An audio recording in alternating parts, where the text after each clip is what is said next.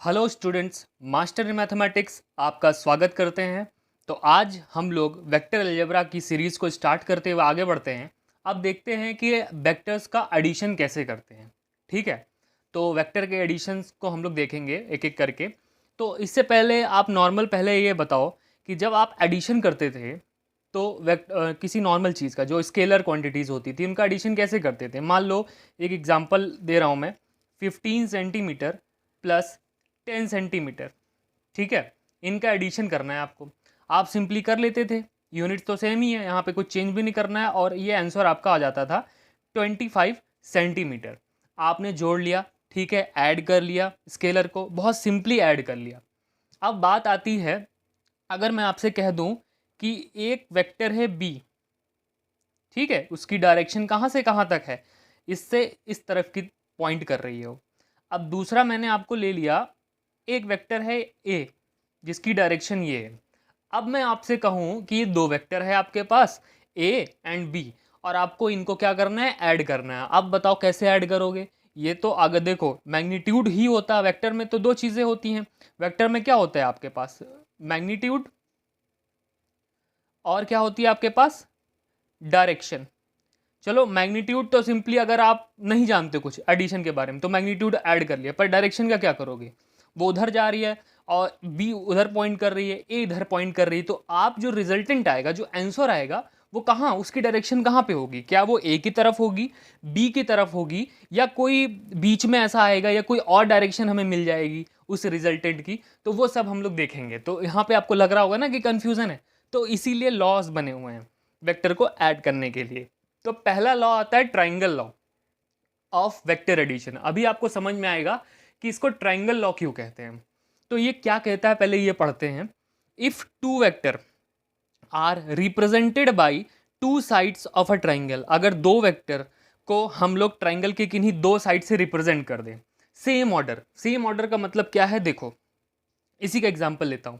इसको मुझे क्या करना है, ऐड करना है। ठीक है, अब देखो ये ए को मैंने बना दिया, ओके।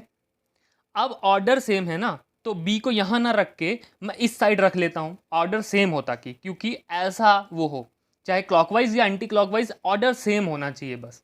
ठीक है, अब देखो, अभी पिछले वाली वीडियो लेक्चर में मैंने आपको फ्री वेक्टर का कॉन्सेप्ट समझाया था। फ्री वेक्टर क्या कहता था कि जैसे ये बी वेक्टर है, मुझे इसको फ्री करना, इधर मूव करना है, फ्री वेक्टर की तरीके से यूज़ करना है। तो ये बी वेक्टर पॉइंट कर रहा है उस डायरेक्शन में, ठीक है। अब मुझे इसको पॉइंट कराना है यहाँ पे, तो देखो किधर चला जाएगा, इस तरीके से आ जाएगा ना। तो यहीं पे मुझे वो चीज़ करनी है, ये यहाँ पे पॉइंट कर रहा होगा और वी वेक्टर हमारा इधर पॉइंट करेगा। अब आप देखो यहाँ पे सेम ऑर्डर में है या नहीं। अभी एक लाइन बोली ना उन्होंने, सेम ऑर्डर, ये आपको ध्यान देना है क्योंकि डायरेक्शन की बात होती है वेक्टर में, तो आपको ध्यान देना पड़ेगा। अब यहाँ पे देखो ये ऑर्डर ये हुआ कि नहीं, और ये एक एंटी क्लॉकवाइज है डायरेक्शन में, आप क्लॉकवाइज भी ले लो, पर ऑर्डर सेम होना चाहिए, ऑर्डर सेम होना चाहिए यहाँ पे। अब यहाँ पे ध्यान से दो, देखो, ठीक है, ये हो गया। तो क्या बोल रहा है कि जो रिजल्टेंट आएगा वो ट्राइंगल की तीसरी साइड बताएगी। अब देखो तीसरी साइड क्या होगी, इसको ऐड कर देंगे, ठीक, सॉरी, ये लाइन हम ड्रॉ कर देंगे, तो ये जो साइड आएगी ट्राइंगल की वही रिजल्टेंट आएगा। अब बात खाली साइड जोड़ देने से तो काम चलेगा नहीं, दिखा देने से, ज्वाइंट कर देने से तो काम चलेगा नहीं, बात तो डायरेक्शन की भी है। इसका डायरेक्शन क्या होगा, ऐसा तो है नहीं कि आपने जैसे ये चल रहा है, ये डायरेक्शन यहाँ, इसकी डायरेक्शन यहाँ, इसकी डायरेक्शन यहाँ, ऐसा नहीं कह रहा है ये। अभी मैं आपको बताऊंगा कि ऐसा करने से क्या हो जाएगा, ठीक है, इसको मैं अभी इसको समझाने के बाद आपको बताऊंगा। तो सिंपली ये क्या था, ए वेक्टर था आपको और बी वेक्टर को मुझे ऐड करना था, इसको फ्री कर लिया, ठीक है। थोड़ा यहाँ फिगर में छोटा बनाया है, तो स्केलर मल्टीपल भी होता है, तो अभी वो आपको देखूंगा, थोड़ा बड़ा बना दिया ताकि फिगर आपको क्लियर दिखे। तो ये चीज़ यहाँ पे मैंने बी बना दी आपकी। तो तीसरी साइड मैंने आपसे क्या बोला है कि ये होगी, बस इसका डायरेक्शन आपको पता लगाना पड़ेगा। तो डायरेक्शन अब देखो यहाँ पे, third side of the triangle taken in opposite order, order opposite होना चाहिए। आप देखो ये दोनों का ऑर्डर आपने ये रखा था, ठीक है, एंटी क्लॉकवाइज, तो इसका कैसा होगा, क्लॉकवाइज होगा, ठीक है। क्लॉकवाइज मतलब उस डायरेक्शन में जाएगा, तो ये एरो यहाँ पे पॉइंट करता हुआ दिखेगा। तो अब आप समझ पा रहे होगे कि triangle law of vector addition क्या कहता है। अगर दो वेक्टर्स हैं, रिप्रेजेंट कर रहे हैं किन्हीं दो साइड्स ऑफ अ ट्राइंगल को, सेम ऑर्डर में ले रहा हूं तो उसका जो रिजल्टेंट आएगा वो ट्राइंगल की वो तीसरी साइड होगी और ऑर्डर अपोजिट होगा। That's it. यही कह रहा है triangle law of vector addition. तो ये रही बातें सारी इंग्लिश की। थोड़ा मैथमेटिकल भी देख लेते हैं चीज़ों को। तो फिगर से हमें क्या लग रहा है, मैं थोड़ा लेवल कर दूं, A to B ये हो गया और ये B to C हो गया। ठीक है, तो ये इनका कहने का मतलब ये है कि जो AB होगा, AB vector plus BC vector, इसका जो रिजल्टेंट आएगा वो AC आएगा। ठीक है, अब आपको पता है कि AB वेक्टर क्या होता है। AB वेक्टर का सिंपली मतलब यही होता है कि displacement from a point A to a point B, और BC का मतलब displacement from point B to point C। Okay, और AC का मतलब हो गया फ्रॉम A टू C। ठीक है, इसका मतलब होता है अगर आपने CA लिख दिया तो इसका मतलब है C से A की तरफ है। ठीक है, ये आपको पता है, अपने इसके पहले वाली लेक्चर्स अगर हमारे देखे होंगे तो आपके ये कॉन्सेप्ट क्लियर होंगे। अब यही चीज़ है हमारी triangle law of vector addition. Simply इसी चीज़ को हम कहते हैं कि हमारा triangle law of vector addition यही चीज़ होता है। ठीक है, तो सिंपली ए बी आपको डिस्प्लेसमेंट बताता है ए से बी, और बी सी आपको डिस्प्लेसमेंट बताता है बी टू से, तो उसका जो नेट डिस्प्लेसमेंट आएगा वो ए टू सी आ जाएगा। ठीक है, तो अकॉर्डिंग टू दिस हम यहाँ क्या लिख सकते हैं, ए सी क्या बताता है, ए वेक्टर प्लस बी वेक्टर। ठीक है, सिंपली ये चीज़ है आपकी। तो अब आपने दो वेक्टर को ऐड कर लिया सिंपली। ठीक है, फ्री वेक्टर मैंने बताया था आपको, बहुत इंपॉर्टेंट कॉन्सेप्ट है, देखो यहाँ पे यूज हुआ, नहीं तो आप ऐड ही नहीं कर पाते, आप इसको ट्रायंगल की किन्हीं साइड्स में बना ही नहीं पाते। ठीक है, तो अब आप इसको बना पा रहे हो। ठीक है, लगा पा रहे हो, उस चीज़ को अप्लाई कर पा रहे हो। अब बात आती है एडिशन है तो सब्ट्रैक्शन हो सकता है क्या। सब्ट्रैक्शन होने के लिए देखो क्या कहेंगे, अब इसी का यूज कर रहा हूं मैं, ए और बी वेक्टर का। ए वेक्टर मैंने ले लिया, ठीक है। अब देखो ये बी वेक्टर था जो कि पॉइंट कर रहा था उस डायरेक्शन में। अगर मैंने इसको सिंपली इस तरीके से इस डायरेक्शन में कर दिया तो ये माइनस बी होगा, माइनस बी वेक्टर होगा ना, होगा। ठीक है, तो इसी तरीके से सिंपली मैंने इसको क्या किया, इस डायरेक्शन में आ गया था और ये सिंपली मैंने यहाँ पे ऐसे लाके यहाँ पे पॉइंट कर दिया।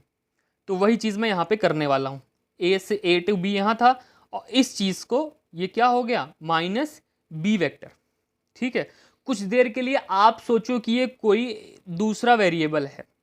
ठीक है, अभी वेरिएबल एक टाइप का ऐसे समझो कि ये कुछ नहीं, यहाँ पे सोचो सी लिखा हुआ है, आप माइनस पे ध्यान ही मत दो।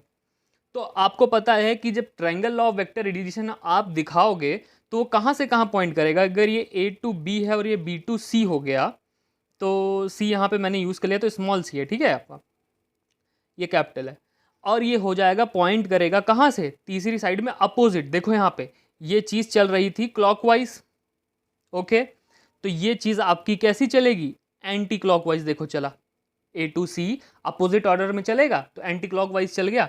तो यहाँ से आपको ये वाली जो साइड है वो क्या आ गई, ये वाली साइड जो ए सी थी वो आपको सिंपली क्या मिल गई, ए प्लस सी वेक्टर, और सी वेक्टर क्या था आपका, minus B, plus minus simply आपका क्या हो जाता है, माइनस, तो A vector minus B vector. तो सिंपली इस तरीके से आप दिखा सकते हो कि किन्हीं दो वेक्टर को ए बी को आप ऐड भी कर सकते हो और सब्ट्रैक्ट भी कर सकते हो triangle law of vector addition की मदद से। ठीक है, अगर मैं ये कह दूं कि अब आप कुछ बच्चों के माइंड में ये आ रहा था जब मैंने ये बताया था कि अगर सेम ऑर्डर में ले लिया तो क्या होगा, कहने का मतलब है ये रहा ए का ऑर्डर, ये रहा बी का ऑर्डर, और सेम ऑर्डर में मैंने जो है क्या ले लिया आपका, सी वेक्टर। ठीक है, A to B, B to C, C to A. तो आपको पता है कि A C vector is just simply क्या होता है कि वो माइनस सी ए वेक्टर होता है। अगर आप ट्रायंगल लॉ वेक्टर एडिशन को देखो तो आप सिंपली अगर यहाँ पे इस चीज़ को देखो, ये क्या लिखा है, ए बी और बी सी, ठीक है, और इज इक्वल टू ए सी, और ए सी का मतलब तो ये होता है माइनस टाइम सी ए, माइनस टाइम सी ए। और अगर आप इसको इधर भेज दो तो क्या हो जाएगा, देखो A B vector B C vector plus C A vector, आपका आंसर 0 दे देगा। इसलिए ऐसा कुछ मैंने नहीं किया कि सेम ऑर्डर में नहीं रखते, आप अपोजिट ऑर्डर में रखोगे, यही चीज़ आपका ट्रायंगल लॉ वेक्टर एडिशन कहती है।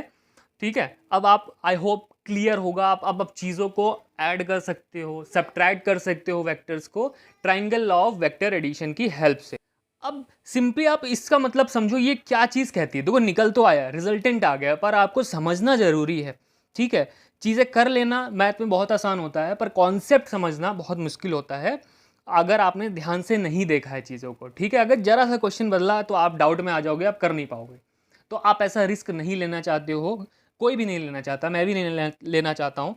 तो आप ध्यान से देखो इसका सिंपली मतलब क्या होता है, ये क्या चीज़ निकली। अब देखो ए से मैंने स्टार्ट किया, मान लो मैं हूँ यहाँ पर, ए से स्टार्ट किया, मैं बी पे गया, बी से सी पे गया, सी से ए पे आ गया। फिजिक्स में आपने क्या पढ़ा था, डिस्प्लेसमेंट। अगर आप एक पॉइंट से स्टार्ट कर रहे हो और वापस उसी पॉइंट पे आ गए हो, ठीक है, जो को डिस्टेंस क्या होता था, अगर आप घर से ऑफिस गए, ऑफिस से घर आ गए, ठीक है, या आप स्टूडेंट हो, एज ए स्टूडेंट पढ़ रहे हो, तो अगर आप घर से स्कूल गए, स्कूल से घर आए, मान लो आपका स्कूल 25 किलोमीटर है, वापस आप घर आए तो 25 आपके पास 50 किलोमीटर आपने डिस्टेंस को ट्रेवल किया। पर क्योंकि आप घर पे थे और वापस शाम तक घर पे ही आ गए, तो अगर मैं डिस्प्लेसमेंट की बात करूं तो वो चीज़ क्या होगी, आपकी ज़ीरो होगी। ठीक है, नेट डिस्प्लेसमेंट आपका ज़ीरो आएगा। तो यही वो चीज़ बता रही है कि ए से बी गए, बी से सी और सी से ए, वापस उस इनिशियल पॉइंट से स्टार्ट किया था, वही फाइनल पॉइंट भी हमारा ए है। तो डिस्प्लेसमेंट हमारा, नेट डिस्प्लेसमेंट क्या आता है, ज़ीरो आता है बच्चों। इसी के साथ triangle law of vector addition complete होता है। हम लोग अगली वीडियो में बात करेंगे parallelogram law of vector addition की। जय हिंद।